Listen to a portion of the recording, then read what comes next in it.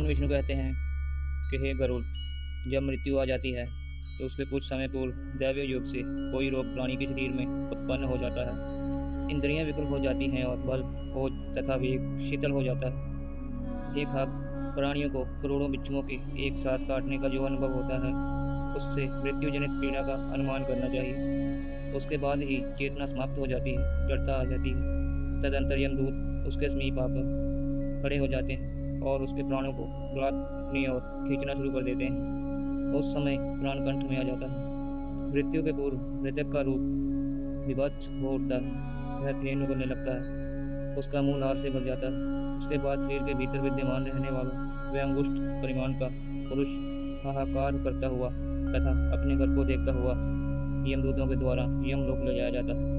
भगवान विष्णु कहते हैं कि हे गरुड़, जो लोग मोह और अज्ञानता का उपदेश देते हैं वे मृत्यु के समय अंधकार में फंस जाते हैं। जो झूठी गवाही देने वाले, असत्याभाषी, विश्वासघाती और वेद निंदक हैं, वे मूर्छा रूपी मृत्यु को प्राप्त करते हैं। उनको ले जाने के लिए लाठी एवं मुदगर से युक्त, दुर्गंध से भरपूर एवं भयभीत करने वाले दुरात्मा यमदूत आते हैं। ऐसी भयंकर परिस्थिति देखकर प्राणी के शरीर में भयवश कंपन होने लगता है। उस समय वह अपनी रक्षा के लिए अनावृत माता पिता और पुत्र को याद कर करुण क्रंदन करता है।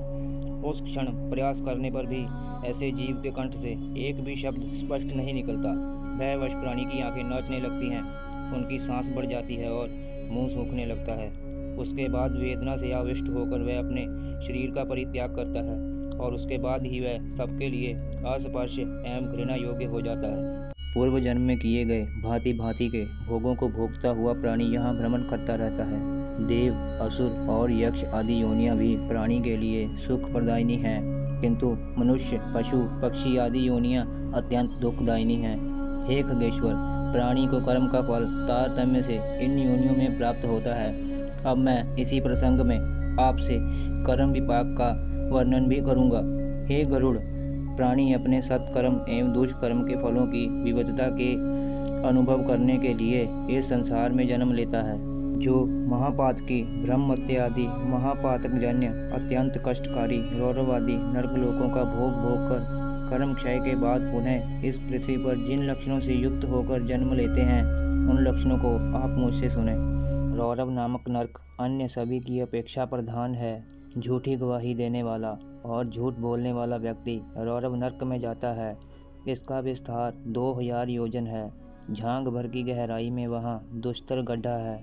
दहकते हुए अंगारों से भरा हुआ वह गड्ढा पृथ्वी के समान बराबर है। वहाँ की भूमि भी तपता अंगार जैसी है। उसमें यम के दूत पापियों को डाल देते हैं। उस जलती हुई अग्नि से संतप्त होकर पापी उसी में इधर उधर भागता है। उसके पैरों में छाले पड़ जाते हैं जो फूट कर बहने लगते हैं। रात दिन वह पापी वहाँ पैर उठा उठा कर चलता है। इस प्रकार वह जब 1000 योजन उस नरक का विस्तार पार कर लेता है, तब उसे पाप की शुद्धि के लिए उसी प्रकार के दूसरे नरक में भेजा जाता है। दोस्तों, अगर आप और नरकों के बारे में जानना चाहते हैं तो कृपया वीडियो को लाइक करें और चैनल को सब्सक्राइब करें। धन्यवाद।